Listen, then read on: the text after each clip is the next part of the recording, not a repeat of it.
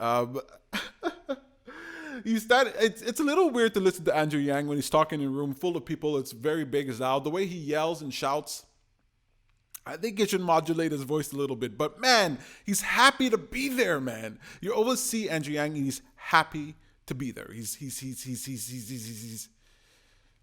makes you happy, you know?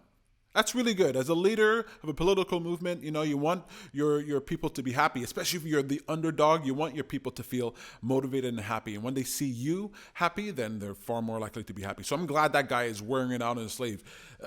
Joe Biden gave a speech. He didn't look very happy.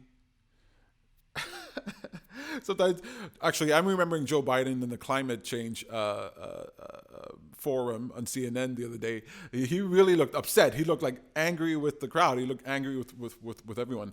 But Andrew Yang, looking peppy, looking good, looking fun. Super happy, very, very happy. I think so. He's got some new jokes, you know. I mean, they're not exactly new, but he's got some new jokes, you know. I'm liking the whole bit he has about. When's the last time you've heard a politician say the fourth industrial revolution? You know, and then he'll say just now, right? And I'm barely a politician. That line, you know, I'm barely a politician. Andrew Yang, barely a politician. I think they should make T-shirts out of that.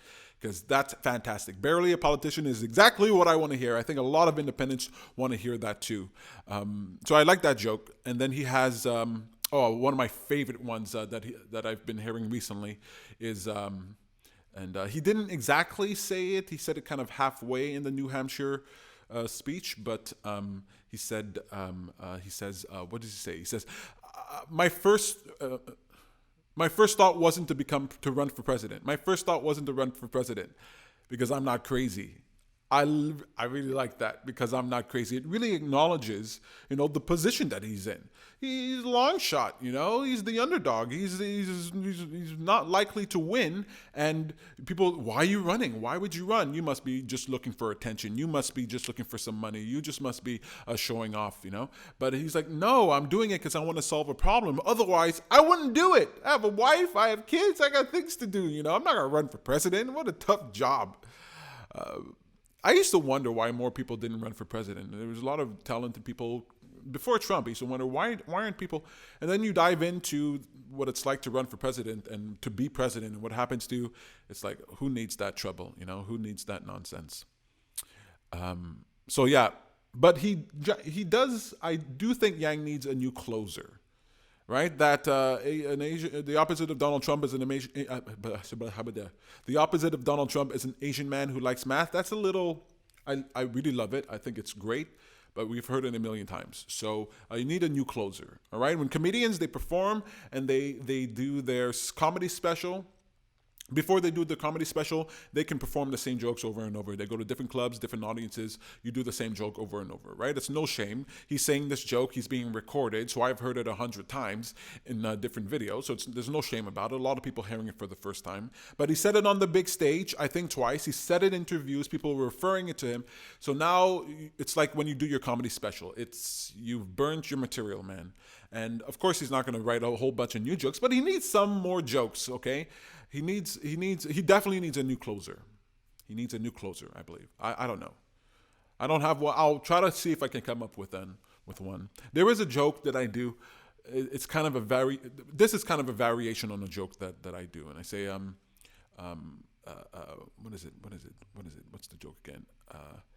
People say universal basic income is impossible. But no one has made me believe in the power of the impossible more than Donald Trump.